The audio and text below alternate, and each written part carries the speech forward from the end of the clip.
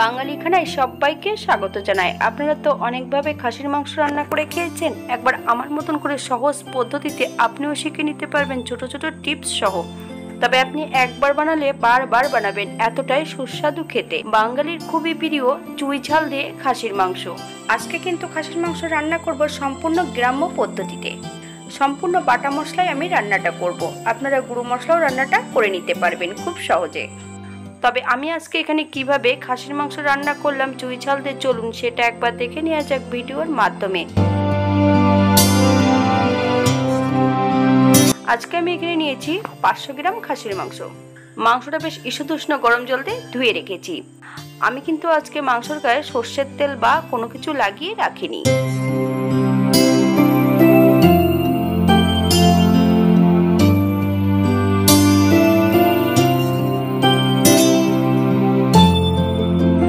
কড়াইতে পরিমাণ মতন সর্ষের তেল নিয়ে নিয়েছি। ফোড়নে রেখেছি সাদা জিরে। ফোড়ন থেকে সুগন্ধ বেরোলে 300 গ্রাম পেঁয়াজ বেশ সরু সরু করে কেটে অ্যাড করেছি। 2 চামচ নুন, আপনার স্বাদ অনুসারে নুনটা অ্যাড করবেন। আমি কিন্তু নুনটা একবারেই অ্যাড করেছি। 3 থেকে 4 মিনিটের মতন বেশ ভালো করে মিডিয়াম আঁচে ভেজে নেব। সম্পূর্ণ ঘরোয়া উপকরণ দিয়ে বাঙালি রান্না। আপনাদের যদি রান্নাগুলি পছন্দ হয় তাহলে চ্যানেলটি সাবস্ক্রাইব করে দিয়ে পাশে থাকবেন। পাশে থাকা বেলটি বাজিয়ে দেবেন, নইলে নিত্য নতুন রান্নার নোটিফিকেশন পাবেন না।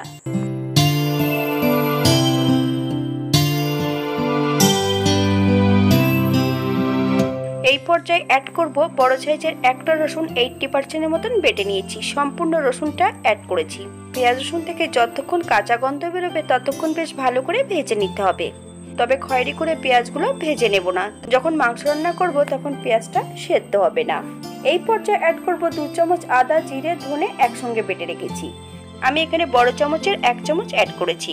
শুকনো লঙ্কা এবং কাশ্মীরি লঙ্কা 2 রকমের লঙ্কা একসঙ্গে আমি বেটে 1 চামচ অ্যাড করেছি। আপনারা যেমন ঝাল খাবেন ততটাই আপনারা অ্যাড করবেন। 1 চামচ হলুদ গুঁড়ো। মশলাটা কিন্তু বেশ ভালো করে ভেজে নিতে হবে। আমি মশলাটা ভাজছি মিডিয়াম আঁচে।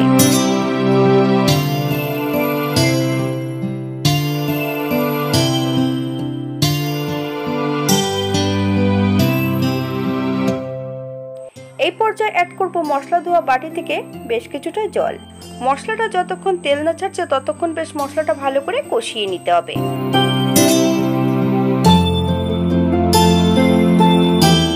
মশলা থেকে তেল ছেড়ে দিয়েছে, তবু আমি আর 1 মিনিটের মতন কষিয়ে নেব। মশলা কিন্তু কষাবেন মিডিয়াম আঁচে, কখনোই মশলা হাই ফ্লেমে কষাবেন না, তাহলে কিন্তু মশলা পুড়ে যেতে পারে, মশলাটা ভালো কষা হবে না।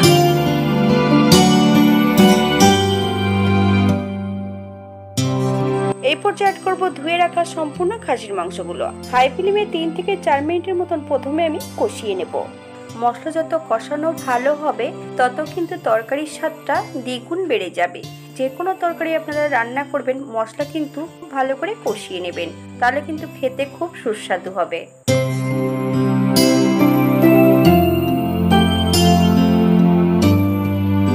চার মিনিট পর মিডিয়াম আঁচে 10 থেকে 15 মিনিটের জন্য ঢাকা দিয়ে রেখে দেব। শুধু কিন্তু ঢাকা দিয়ে রেখে দিলেই হবে না, মাঝে মাঝে ঢাকা খুলে একটু নেড়ে চেড়ে দিতে হবে, নইলে কিন্তু কড়াইয়ের নিচটাতে লেগে যেতে পারে।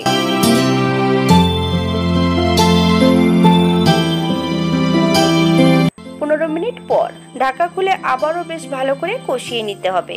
গ্যাসের ফ্লেমটা লো করে দিয়ে এই পর্যায়ে আমি অ্যাড করব 2 চামচ টক দই। আমি এখানে টক দই যখন ফেটিয়ে নিয়েছি সামান্য একটু নুন, চিনি আর 1 চামচ সর্ষের তেল দিয়ে বেশ ভালো করে টক দইটা ফেটিয়ে নিয়েছি।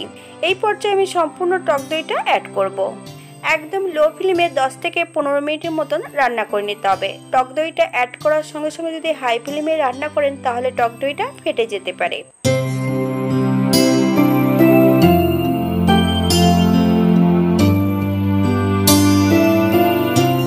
এই পর্যায়ে অ্যাড করব বেশ কিছুটা আলু। আপনারা যদি পছন্দ করেন তাহলে পরিমাণে বাড়িয়ে দিতে পারেন। আমি কিন্তু আজকে আলুগুলো ভেজে নিইনি, এমনি আলুগুলো খোসা ছুলে জাস্ট ধুয়ে অ্যাড করে দিয়েছি। এই পর্যায়ে অ্যাড করব 2 টুকরো চুই ঝাল।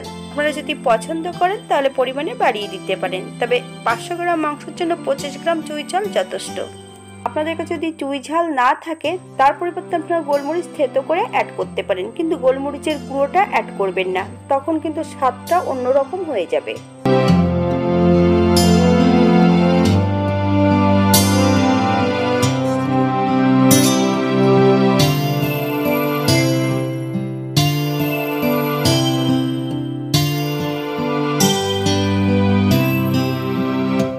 আমি একটা প্রেসার কুকারে 1 কাপ জল গরম করে নিয়েছি।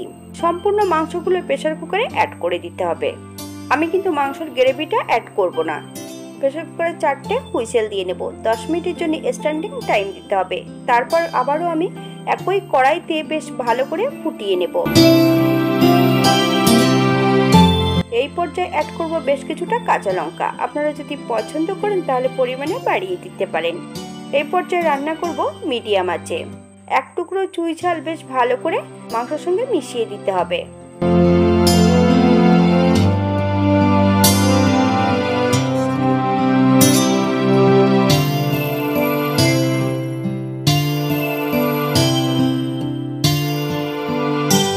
এই পর্যায়ে অ্যাড করব 1 চামচ গরম মশলা বাটা। আপনারা যদি পছন্দ করেন তাহলে পরিমাণে বাড়িয়ে দিতে পারেন।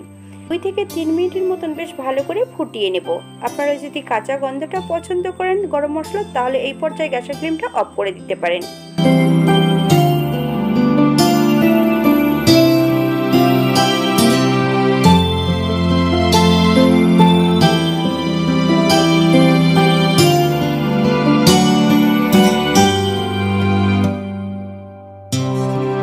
এই পর্যায়ে অ্যাড করব 1 চামচ ঘি। আপনারা যদি পছন্দ করেন তাহলে পরিমাণে বাড়িয়ে দিতে পারেন। গ্যাসের ফ্লেমটা অফ করে দিতে হবে। 5 মিনিটের জন্য স্ট্যান্ডিং টাইম দেব। তারপর সার্ভ করব।